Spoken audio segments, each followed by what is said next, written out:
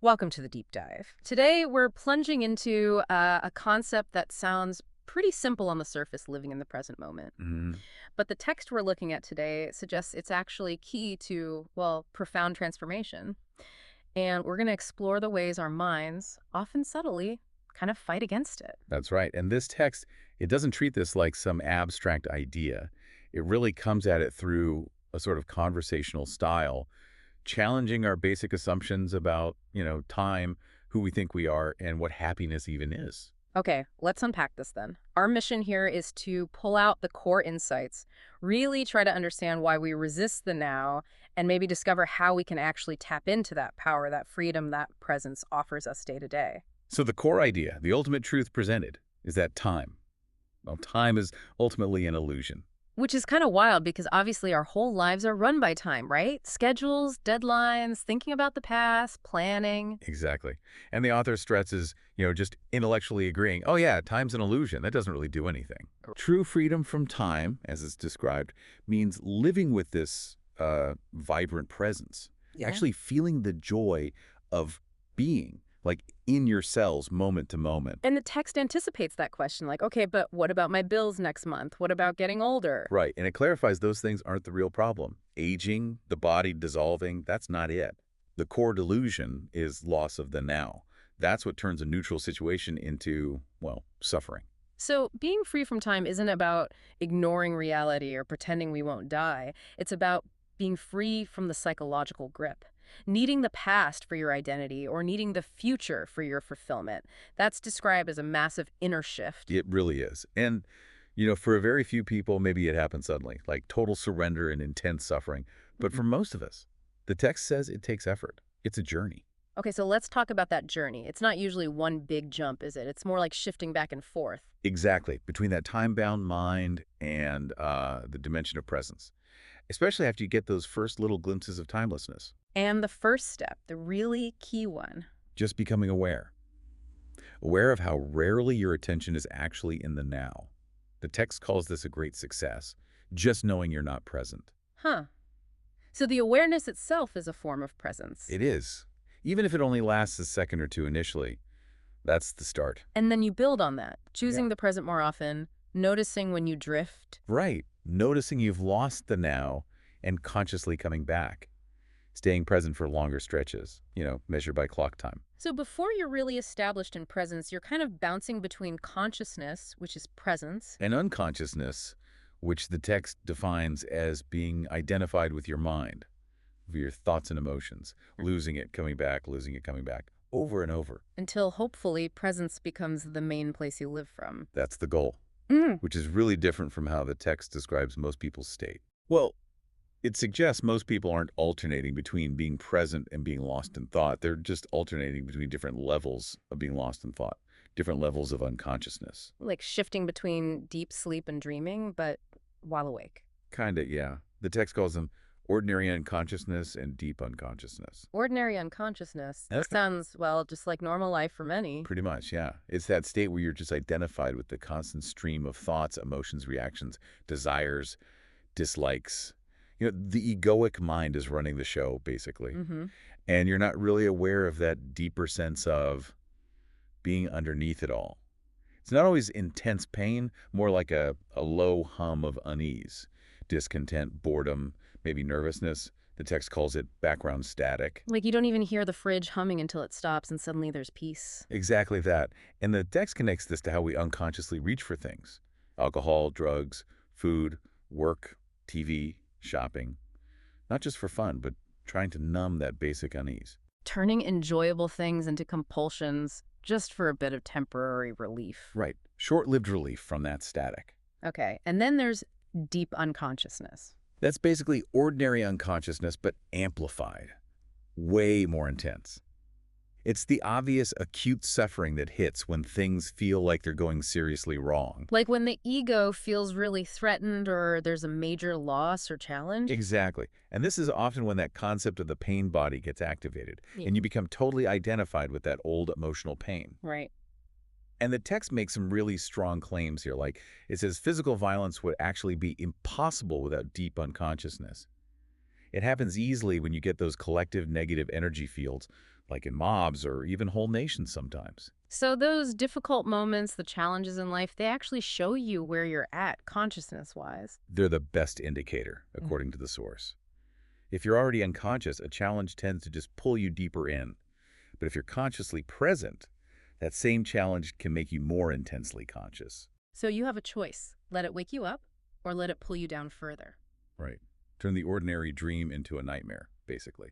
And the practical test is, well, if you can't stay present in just normal situations, sitting quietly, walking, really listening, you're probably not going to stay present when things get really difficult. You'll just get swept away by reactions, fear. Exactly. Pulled into deep unconsciousness.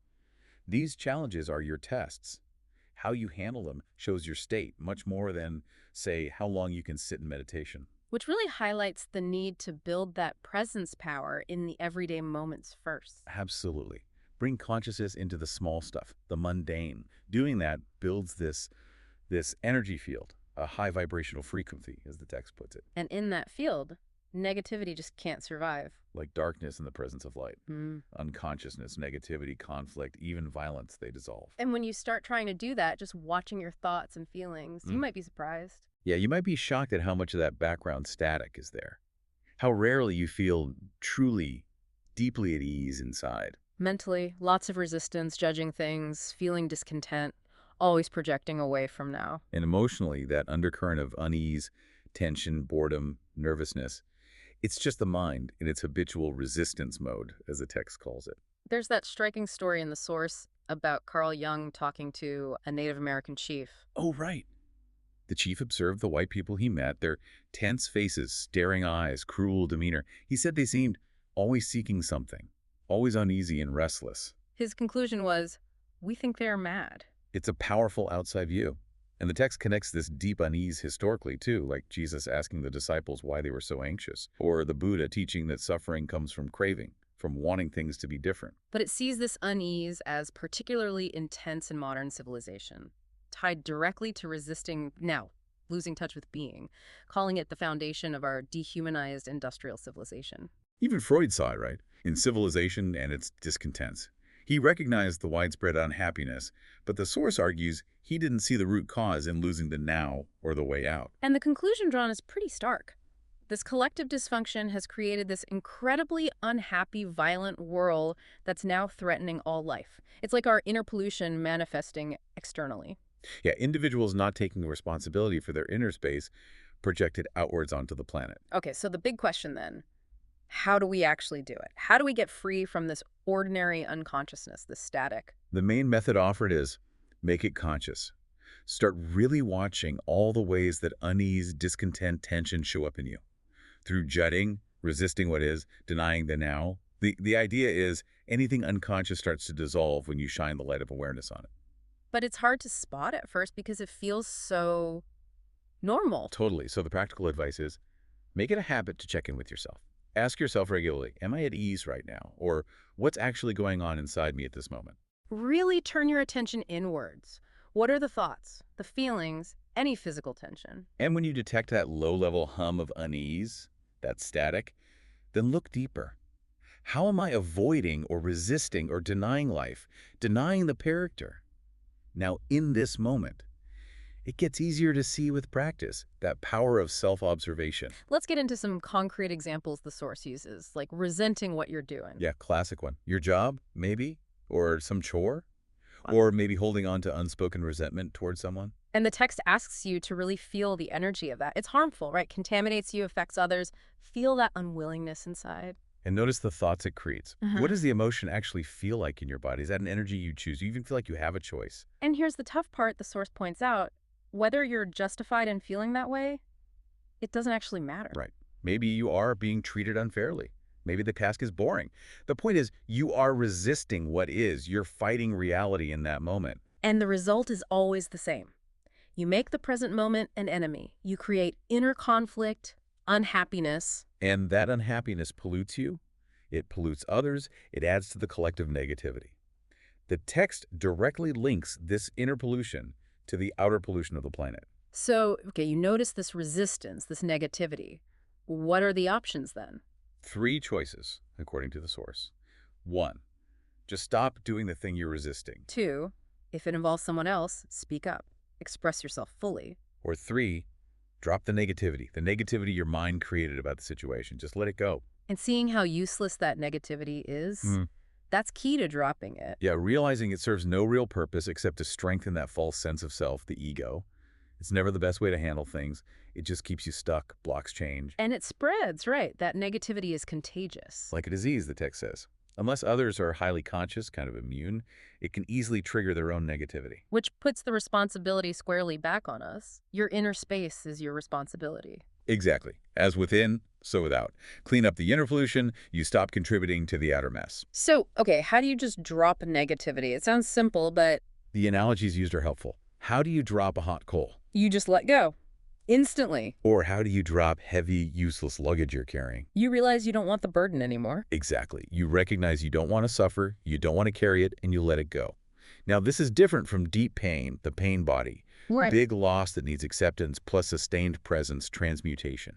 But for a lot of that everyday, ordinary unconsciousness, that background static, you can just drop it. Once you really see you don't want it, don't need it, and, crucially, realize you have a choice. That's accessing the power of now. Without that awareness, you feel trapped, no choice. Okay, but calling emotions negative, isn't that a judgment? Creating good bad? The text clarifies. The polarity, the judgment, happened earlier. When your mind judged the present moment as bad or wrong, that judgment created the negative emotion. I see. But then shouldn't we just accept whatever feelings come up, not label them bad? Isn't it all okay? Yes and no. It's nuanced. Once the pattern, the emotion, the reaction is already there, yes, accept it. You weren't conscious enough to choose differently? That's just No. a fact. But But the text asks, if you did have a choice in that moment, would you choose suffering over joy? Unease over ease? Would you choose a feeling that cuts you off from your natural well-being? probably not. Right. So negative here just means something that cuts you off from that natural state, like feeling physically sick is Ugh. bad, doesn't feel good, it's not aligned with health. And the text uses that powerful, stark example of human violence. Yeah, the cruelty, the destruction. Clearly, that doesn't come from a place of well-being. It comes from people in deeply negative states, feeling awful inside and creating that reality outside. Calling humans dangerously insane and very sick species. Not as a judgment, but an observation. But always adding. Yeah. Sanity is underneath. Healing is possible right now. And about acceptance again, it helps you not act out blindly, but it can also become just a mental label. Right. The ego can use acceptance to kind of wallow in unhappiness, strengthening itself. True acceptance infused with presence would actually transmute the feeling. And the challenge is, if you really knew deep down that everything is okay, the ultimate truth, would the negative feeling even arise? Probably not. No judgment, no resistance, no negative emotion. So if you feel bad, it means some old resistance is still running, even if you intellectually think it's all okay. Which leads to that pointed question. Are you defending your right to be unconscious, your right to suffer, like insisting on eating food that makes you sick? It's provocative, yeah.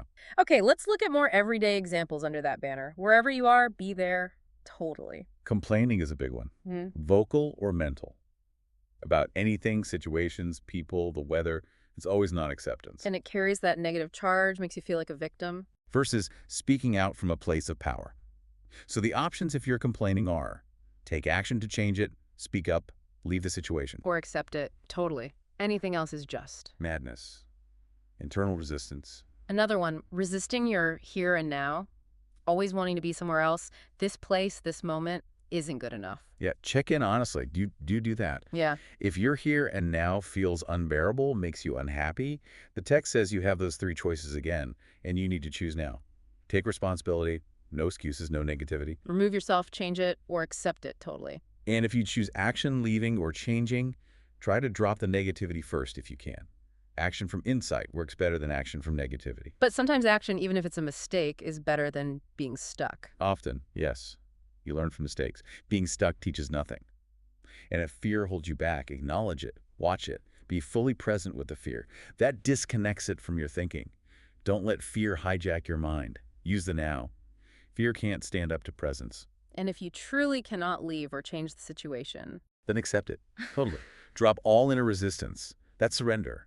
Not weakness, the text says, but great strength. Mm. Only a surrendered person has real spiritual power. You become internally free, even if the outside hasn't changed. And sometimes the outside does change then, surprisingly. It can happen, but either way, you are free. What about feeling you should be doing something, but you're not? Same principle. Either get up and do it now, or fully consciously accept your inactivity, laziness, whatever it is, in this moment. Hmm. Go into it. No inner conflict, no resistance, no negativity. You might snap out of it soon, you might not, but the inner war stops. Okay, let's talk stress. Caused by being here but wanting to be there. Present moment but wanting the future. Mhm. An inner split that tears you apart. Right. Insane, the text calls it, even though everyone does it. But you can move fast, work hard, without the stress. You do, totally. Yeah. Enjoy the energy flow. No projecting into the future, no resisting the present, no splitting, no stress. Or you can just stop, sit, but then watch the mind. You should be working, wasting time. Just observe that voice. Smile at it, maybe. What about dwelling on the past? Thinking or talking about it all the time. Achievements, victim stories, regrets. The text says this reinforces a false self and actually accelerates aging, accumulating psychic weight. Look at people who live in the past, it suggests. The solution? Die to the past every moment. You don't need it unless it's practically relevant now. Feel the power of this moment. Feel your presence. And worry. The what-if game. That's just mind identification. Projecting into an imaginary future, creating fear. You can't cope with something that doesn't exist except in your head. How to stop that life-corroding insanity. Acknowledge the present moment. Yeah. Feel your breath. Feel your inner body's energy field. Because the only thing you ever actually have to deal with is... This moment, Mm. right now, ask yourself, what problem do I have right now this second? Usually, none. You can always cope with the now. You never have to cope with the future. Exactly. The answer, the strength, the action you need it will be there when you need it, not before. Okay, what about waiting? That mindset of one day. Yeah, if your future goal makes the present just a means to an end, takes the joy out of doing, you're waiting to start living. It's a perfect recipe for permanent dissatisfaction. Waiting is a state of mind. Wanting the future, not the present. Wanting what you don't have. Creates that inner conflict. Yep. Here and now, don't want versus future. Yeah. Kills the quality of life by losing the present. And there's small-scale waiting lines, traffic. And large-scale waiting for vacation, better job, relationship, success, enlightenment. People spend their whole lives waiting to start living. It's important to distinguish improving your life situation Which is possible, dealing with circumstances. from improving your life, your being. Which is already whole, complete, perfect now. Goals are fine, but don't let them substitute for the feeling of being. Access only now, like focusing on the roof and ignoring the foundation. The example of waiting for prosperity. True prosperity isn't future money. It's gratitude for this moment, the fullness of life now. Honoring what is, being grateful for being. That inner state then manifests outwardly. And seeking wealth from a place of inner lack just continues the lack. Even with millions, you'll still feel that inner emptiness, needing more gratification, because you're not abiding in being, feeling the fullness now. So give up waiting as a state of mind. Catch yourself. Snap out of it. Come into the present. Just be. Enjoy being. If you're present, you never need to wait. Love that suggested reply. Sorry to keep you waiting. That's okay. I wasn't waiting. I was just standing here enjoying myself, enjoying myself. Ha! Love it. So all these are mind habits for denying the narrative. Now, part of ordinary unconsciousness, monitoring helps wake you up. But the ego, the false self, loves time. And hates the now. It sees presence as its death, so it tries hard to keep you trapped in past and future thinking. This brings up a really key point. If the present is everything, what about purpose? Goals, journeys, that implies a future, right? How does that fit? Good question. The source uses the journey idea again. Knowing your destination is useful, but the only thing ultimately real about your journey is the step you are taking at this moment. That's all there ever is. Okay. So there's an outer purpose and an inner purpose. Exactly. Outer purpose, reach the goal, achieve the result, future-oriented. Inner purpose, deepening your being in the vertical dimension of the timeless now. And the problem is when the outer goal becomes more important than the quality of the step you're taking right now. You miss the whole point of the inner journey. The inner purpose isn't what you're doing or where you're going, but how you're doing it. The quality of your consciousness right now. It's all about the now, not the future. Outer is horizontal space and time. Inner is vertical timeless now. Right. Outer journey, millions of steps. Yeah. Inner journey, only one step. the one right now. And that one step, when you're fully aware of it, contains everything. It contains all the other steps, even the destination. It becomes perfect, beautiful, full of quality because being shines through it. That is the fulfillment of the inner journey. So does outer success or failure even matter then? The text says it matters mostly until you realize your inner purpose. After that, the outer stuff is just a game you play because you enjoy it. You can fail completely outwardly, but succeed totally inwardly. Or the opposite, which is more common, outer success, inner emptiness, gain the world, lose your soul. And ultimately, outer purpose is doomed to fail anyway, because everything changes, nothing lasts. Yeah. The sooner you realize outer goals can't bring lasting fulfillment, the better. Then you stop expecting the impossible from them and make them secondary to your inner purpose. Okay, one last big area, the past, all that unconscious stuff, childhood, culture, conditioning. How do we deal with that? How do we get free? What's left? What's left when illusion ends? Presence. Simple. And the principle is Mm-hmm. no need to dig into the unconscious past except as it shows up right now. As a thought, emotion, reaction, event. Present challenges bring up exactly what you need to see about the past that's still active in you. So don't go digging deliberately. It's a bottomless pit. Exactly. And thinking the future will free you from the past, Yeah. that's a delusion. Only the present can free you from the past. More time can't free you from time. Access the power of now, Which is? the power of your presence, Yeah. your consciousness, free from thought forms. So deal with the past now. Don't focus on the past as past. That just energizes it, makes a self out of it. Put your attention on the present, your behavior, reactions, moods, thoughts, emotions, fears, desires as they happen now. That's the past manifesting in you. And the method is just watch it, non-judgmentally. Yes, be present enough to witness it without analyzing or criticizing. That's how you deal with the past and dissolve it through the power of your presence. You cannot find yourself by going into the past. You find yourself by coming into the present. Exactly. Now, understanding why you react certain ways, seeing past patterns that might happen as you become more present, insights can arise. Remembering things can be helpful, but it's not essential. What is essential? Your conscious presence, Yeah. that's the transformer. That dissolves the past. And that final line, the past cannot survive in your presence. It can only survive in your absence.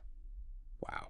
Powerful, isn't it? Okay, so let's try to wrap this up. We've looked at how pervasive this resistance to the now is, this loss of now, and what it costs us, that background static, the deep suffering. And the way out offered in the text. Yeah. Tapping into the freedom, the power, the sheer joy that's only ever found in the present moment. And the practices are about, well, paying attention, monitoring your inner state, watching thoughts and feelings without getting lost in them, seeing how pointless negativity is and choosing to drop it. And just bringing your full attention here now. Mm-hmm. Whatever the situation demands, action, leaving, or total acceptance, that's surrender. It's not just philosophy, is it? It's about understanding why we feel uneasy, stressed, worried, unfulfilled, and realizing that joy of being isn't somewhere else, it's right here. It's about shifting from living in the story about your life, past and future, to living in the direct experience of life, which is only ever now. Okay, here's where it gets really interesting. The text really connects our inner state to our outer world. So what does this all mean for you listening? What if the answers to the huge problems we face, conflict, violence, the environment, aren't just about external fixes? What if they start with our collective lack of presence? What if real change begins when each of us takes responsibility for our own inner space, one present moment at a time? It definitely poses that question, doesn't it? Can we really expect peace out there if there's so much war inside? It suggests that shifting our own consciousness might be the most powerful thing any of us can actually do. Something to sit with, for sure.